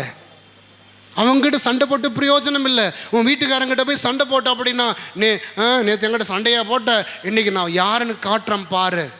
நேற்று கொஞ்சமாக குடிச்சிட்டு வந்தவன் அதிகமாக குடிச்சிட்டு தான் யாருன்னு காட்டுறதுக்காகவே பிரச்சனை பண்ண வருவாங்க. பிள்ளைகள் சில நேரங்களில் குடும்பத்தில், அப்பா என்னத்தை அடிச்சிட்டியா, நான் இன்னைக்கு யாரும் காட்டுறேன் பாரு, பழி வாங்கும் எண்ணத்தோடு வருவாங்க. உன் உறவினர்கள்கிட்ட நீ அங்கே சண்டை போட்டுக்கொண்டு சண்டை போடுவேன், நான் யாரும் காட்டுறேன் பாடுறா, கோர்ட்டில் கேஸு போட்டு நிற்பாங்க. அன்புக்குரியவர்களே, நீ அவர்களிடம் சண்டை போடாத. நீ சண்டை போடுற இடம் எதிரிமா? இறைவனுக்கு முன்பாக நீ சண்டை போடணும். காரணம், நீ ஆண்டவருக்கு முன்பாக நீ முழந்தாள் படியிடுகிற பொழுது என்ன நடக்கும் தெரியுமா? 13 முதல் வசனங்கள் வாசிங்க. 2 குறிப்பேடு புத்தகம் 20ஆம் அதிகாரம் 13 முதல் வார்த்தை. யூத குலத்தார் அனைவரும் தங்கள் பிள்ளைகள் மனைவி யாவரோடும் சேர்ந்து ஆண்டவரின் திருமுன் நோன்பிருந்து மன்றாடினார்கள். அவ்வேளையில் அந்த சபையின் நடுவிலே யாகசியேல் என்ற ஒருவர் இருந்தார். யாகசியேல் மீது ஆண்டவரின் ஆவி இறங்கியது. நான் வாசிக்கிறேன் 15 முதல் வார்த்தைகள். யாகசியேல் மக்களை நோக்கி, யூதா எருசலேம் வாழ் மக்களே, அரசு யோசபாத்து, கவனமாய் கேளுங்கள். ஆண்டவர் உங்களுக்கு கூறுவது இதுவே: இப்பெரும் படையினரை கண்டு அஞ்சவும் வேண்டாம், நிலை குலையும் வேண்டாம். இப்போர் உங்களுடையது அல்ல, கடவுளுடையது. அன்பார்ந்தவர்களே, உன்னுடைய வாழ்க்கையின் பிரச்சனைகளை தலையில் சுமந்து கொண்டு ஐயோ ஆயிடுச்சு, ஐயோ இப்படி இருக்கு, ஐயோ இந்த மாதிரி வந்துடுச்சு என்று சொல்லிக்கிட்டு நீ சுமந்து நடக்கிற பொழுது அது உன்னுடைய போர். அந்த போரை, அந்த பிரச்சனைகளை ஆண்டவருக்கு முன்னாடி நீ இறக்கி வைத்து முழந்தாள் படியிடுகிற பொழுது உன்னுடைய போர் யாருடைய போராக மாறுது? கடவுளுடைய போராக மாறுகிறது. உன்னுடைய கண்ணீர் யாருடைய கண்ணீராக மாறணும்?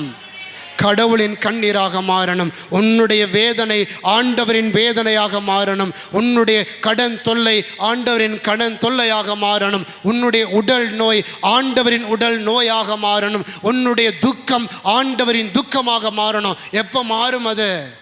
இறைவனுக்கு முன்பாக நீ இதை சுமந்து முழந்தாள் படியிடுகிற பொழுது பரிசுத்த ஆவி சொல்லுகிறார், மக்களே, இது உன்னுடைய போர் அல்ல, ஆண்டவருடைய போர். அப்படி மாற்றாதவரை நம்முடைய வாழ்க்கை துக்கமாகத்தான் இருக்கும். எனவே நம்முடைய போராட்டத்தை கடவுளின் போராட்டமாக மாறணும். அன்புக்குரியவர்களே, உங்கள் பிள்ளையினுடைய பிரச்சனை, நான் பார்த்துக்கிறேன்டா, இது என்ன என் பிரச்சனைடான்னு சொல்லி அப்பன் சொல்லும் பொழுது என்ன செய்வார்? உங்களுக்கு முன்பாக அப்பம் போய் நிற்பார் அந்த இடத்துல. எவன்டா என் பிள்ளை அடித்தவன், இப்போ வாடா. காரணம், அன்புக்குரியவர்களே, பிள்ளையின் பிரச்சனையை தன்னுடைய பிரச்சனையாக தகப்பன் எடுத்துக்கொள்ளுகிற பொழுது பிள்ளைக்காக தகப்பன் போராடும் அந்த இடத்துல.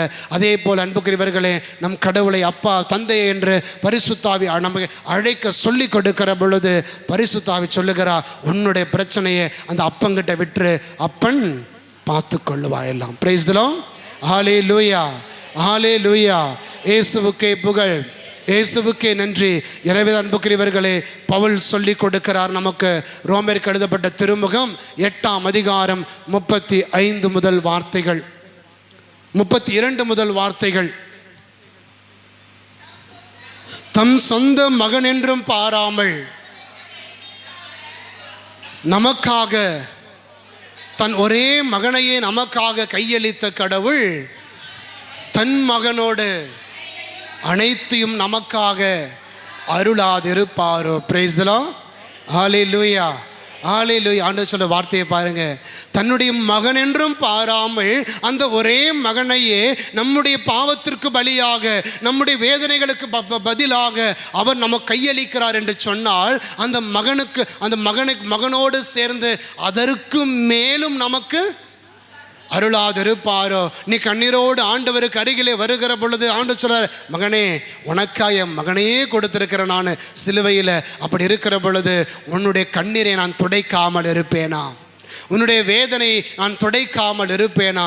35 முதல் வார்த்தையை வாசிங்க. ஏனெனில்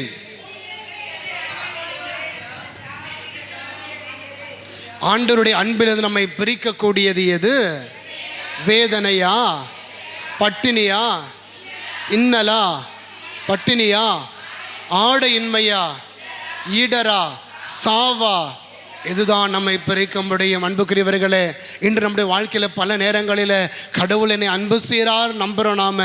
ஆனால் பட்டினியும் வேதனையும் துன்பமும் நெருக்கடி வருகிற பொழுது நம்முடைய உள்ளமானது அறியாமலேயே ஆண்டவரை விட்டு விலகி போகிறது. நான் எப்படியெல்லாம் கடவுளை தேடினேன், கடவுள் கைவிட்டுட்டாரே. அதான் முதலே சொன்னேன், நான் பக்தியில் அல்ல இறைவனை தேடியது. எதில் தேடினேன்? தேவையை முன்னிட்டு ஆண்டவரை தேடின. ஆனால் அன்புக்குரியவர்களே, இறைவன் சொல்லுகிறார், அங்கே தன்னுடைய ஒரே மகனையே நமக்காக கையளித்த கடவுள் இதற்கு மேலும் நமக்கு அருளாது இருப்பாரோ? என்ன அருள்கிறார்? பட்டினி, வேதனை, துன்பம், துயரம், எதுவாக இருக்கட்டும், அனைத்தின் மீது நமக்கு வெற்றி மேல் வெற்றி தருகிறவராக இறைவன் இருக்கிறார். Praise the Lord. Hallelujah, hallelujah, hallelujah. அன்பார்ந்தவர்களே, பரிசுத்த ஆவி தரக்கூடிய இரண்டாவது ஞானம், நம்முடைய கடவுள் நம்முடைய துன்பங்கள் போராட்டங்களிலிருந்து நமக்கு விடுதலை கொடுக்கிற ஒரு தெய்வம். மூன்றாவது ஞானம் என்ன கொடுக்கிறா? நம்முடைய தெய்வம் நமக்கு மரணத்திலிருந்து நமக்கு விடுதலை கொடுக்கிறா. Price the Lord. ஹல்லேலூயா, ஹல்லேலூயா. நம்முடைய இறந்தோருக்கான திருப்பலியில் பங்கெடுத்திருக்கீங்க நீங்கள்லாம். அதில் நற்கருணை மன்றாட்டுக்கான முன்னுரை ஜெபம் வாசிப்பாங்க இல்லையா?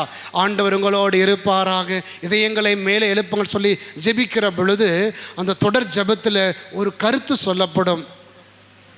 கிறிஸ்தவனுடைய வாழ்வு, ஆண்டவரே கிறிஸ்தவனுடைய வாழ்வு மாறுபடுகிறதே அன்றி அழிந்து போவது கிடையாது. Praise the Lord. ஹல்லேலூயா. கரமேல் சொல்லாமா? ஹல்லேலூயா, ஹல்லேலூயா. கிறிஸ்தவனுடைய வாழ்வு என்பது அழிந்து போகிற வாழ்வு அல்ல, மாறுபடுகிற வாழ்வு. என்னவாக மாறுபடுகிறது?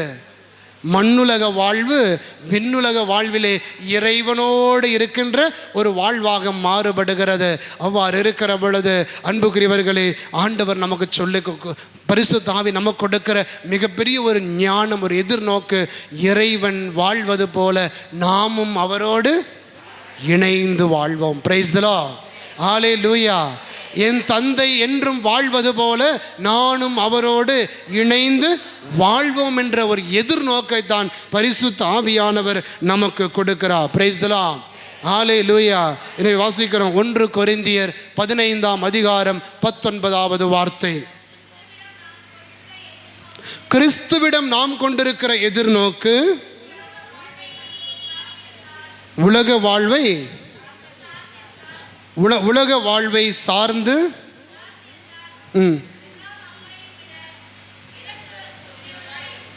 அன்புக்குரியவர்களே, ஆண்டவர் சொல்லுகிறார், கிறிஸ்துவிடம் நாம் கொண்டுள்ள எதிர்நோக்கு இவ்வுலகை மட்டும் சார்ந்திருந்தால் எல்லா மக்களையும் விட இறங்குதற்குரியவர்களாக இருப்போம். அன்புக்குரியவர்களே, கடவுள் கிறிஸ்து என்பது நாம் கொண்டிருக்கிற எதிர்நோக்கு என்பது இந்த ஐயோ நான் ஆண்டவர்கிட்ட ஜெபிச்சோம்னா இந்த உலகத்தில் எனக்கு எல்லாம் கொடுப்பார் என்ற ஒரு நன்மைக்காக மட்டுமே நான் இறைவனை தேடி போகிறேன் அப்படின்னா, அன்புக்குரியவர்களே, பவுல் சொல்லுகிறார், இந்த உலகத்திலே எல்லா மக்களை விட நாம் பரிதாபத்திற்குரியவர்களாக இருப்போம். காரணம், நான் என்னுடைய கிறிஸ்துவ வாழ்வு என்பது உலகத்தின் தேவைகளை முன்னிட்டு இறைவனை நாடுகிற வாழ்வு அல்ல.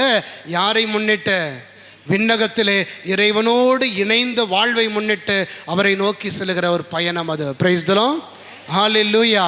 எனவே நம்முடைய வாழ்க்கை என்பது ஆண்டவருக்கு முன்பாக, ஐயோ நான் ஆண்டவர்கிட்ட போனா ஜெபிச்சா எனக்கு இந்த உலகத்தின் தேவைகள் எல்லாம் ஆண்டவர் நிறைவேற்றி கொடுப்பா என்று சொல்லிக்கொண்டு ஆண்டவருக்கு அவருக்கு முன்னாடி போய் முழந்தால் படியிடுகிற வாழ்க்கை அல்ல. மாறாக என் இறைவனுக்கு முன்பாக போகிற பொழுது அவரோடு இணைந்த நிலையில் நான் வாழ்கிற பொழுது நான் அவரோடு இணைந்த நிலையிலே விண்ணக வாழ்வை நாம் கண்டடைவோம் என்ற எதிர்நோக்கை பரிசுத்த ஆவியானவர் நமக்கு சொல்லிக் கொடுக்கிறார். எனவே அன்புக்குரியவர்களே, நாம் இந்த உலகத்தின் நம்முடைய வாழ்க்கை வாழ்ந்து மறைந்து போகிற வாழ்க்கை அல்ல. பரிசுத்த ஆவியானவர் நமக்கு கொடுக்கிறார். நம்முடைய வாழ்வு என்பது மண்ணில் மறைந்து போவதில் அல்ல, விண்ணிலே இறைவனோடு இணைந்திருக்கிற வாழ்வு என்பதை நமக்கு உணர்த்தி கொடுக்கிறார். எனவே தான் கலாத்திய திருமுகம் 5 வார்த்தையிலே பவுல் நமக்கு சொல்லுகிறார். கலாத்திய திருமுகம் 5 வார்த்தை. ஆனால் நாம் தூய ஆவியின் துணையால் நம்பிக்கையின் வழியாய் இறைவனுக்கு ஏற்புடையவர் ஆக்கப்படுவோம் என்னும் எதிர்நோக்கும் நிறைவேறும் என ஆவலோடு காத்திருக்கிறோம். அன்பு தூய ஆவியானுடைய துணையினாலே பரிசுத்த ஆவியானவர் நம்மில் வந்து நமக்குள்ள ஒரு எதிர்நோக்கை கொடுக்கிறார். நாம் யாருக்கு ஏற்புடையவராக மாறுவது? மண்ணுலகிலே மண்ணுக்கு உரியவர்களாக அல்ல, விண்ணுலகிலே விண்ணுக்கு உரியவர்களாக, இறைவனுக்கு ஏற்புடைய மக்களாக நாம் ஒவ்வொருவரும் மாற வேண்டும் என்ற ஒரு எதிர்நோக்கை பரிசுத்த ஆவியானவர் கொடுக்கிறார். அந்த எதிர்நோக்கு நமக்குள் இருக்கிற பொழுது நம்முடைய கண்கள் இவ்வுலகத்தை எல்லாம் உற்று பார்ப்பது மாறாக எதை உற்று பார்க்கிறோம்? விண்ணகத்தை உற்று பார்த்து கொண்டு இறைவனுக்கு ஏற்புடையவர்களாக வாழ நம்மையே நாம் இழக்க நாம் தயாராவோம். Price the Lord. ஹல்லேலூயா.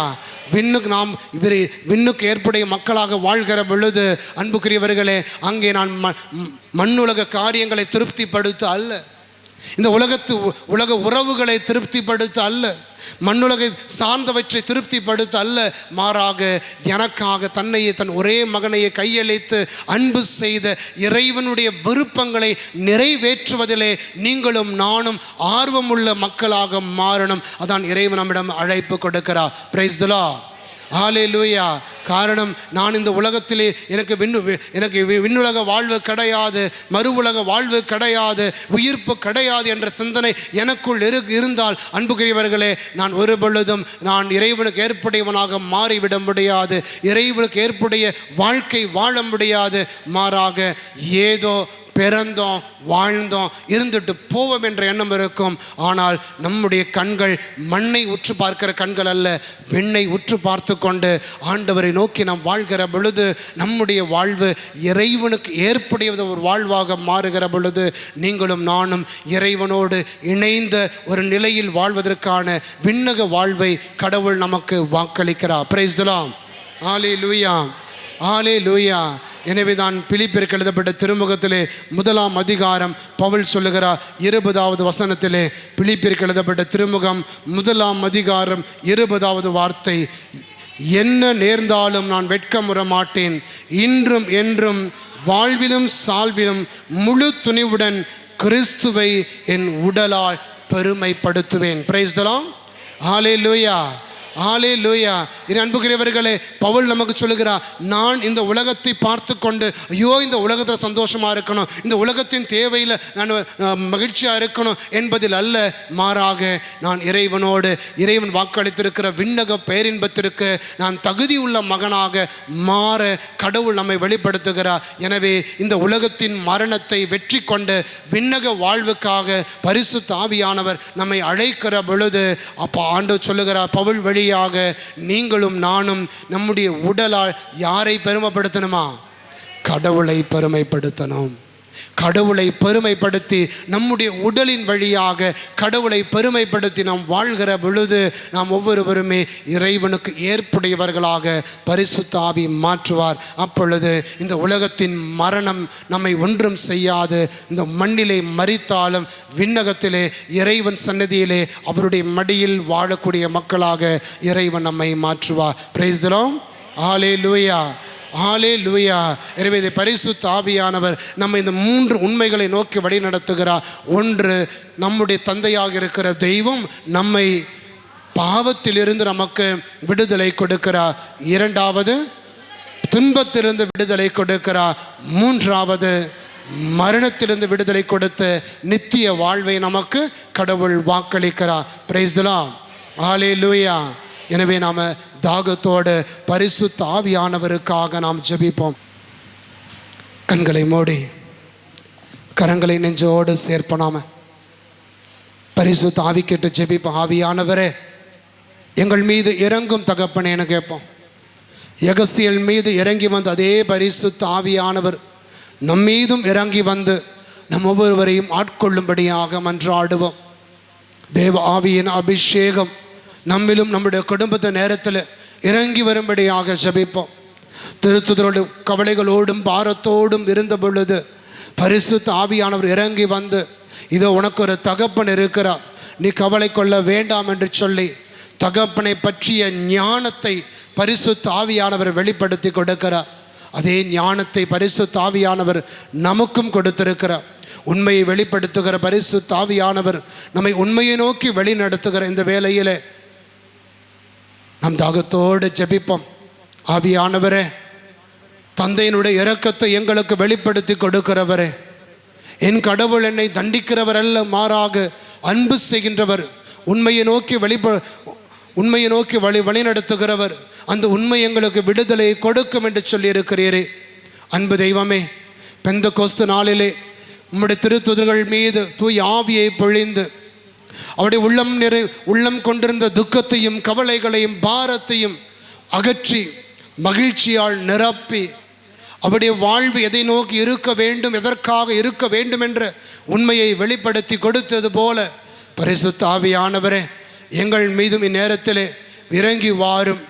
எங்களுடைய உள்ளங்களில் நிறைந்திருக்கிற அழுக்குகள், உள்ளங்களில் நிறைந்திருக்கிற பாவத்தினுடைய கட்டுகள், அவன் நம்பிக்கை அனைத்தையும் அகற்றி வாழ்வுக்கான எதிர்நோக்கை எங்களுக்குள் ஏற்படுத்தும்படியாக ஆவியானவரே நாங்கள் தாகத்தோடு கேட்கிறோம். எங்களிலே வாரும் தெய்வமே, வந்து எங்களை பலப்படுத்தும். எங்கள் கண்ணீரிலிருந்து எங்களுக்கு விடுதலை கொடுத்து ஆசீர்வதியும். அன்பு தாயே, தேவ அன்னையே, திருத்தூதர்களை ஒன்றிணைத்து ஜெபித்த பொழுது பரிசுத்த ஆவி இறங்கி வந்தது போல இந்நேரத்திலும் ஆவியானவருக்காக நாங்களும் தாகத்தோடு கேட்டுக்கொண்டிருக்கிறோம். அம்மா, எங்களுக்காகவும் நீர் மன்றாடி எங்களை ஆசீர்வதியும்.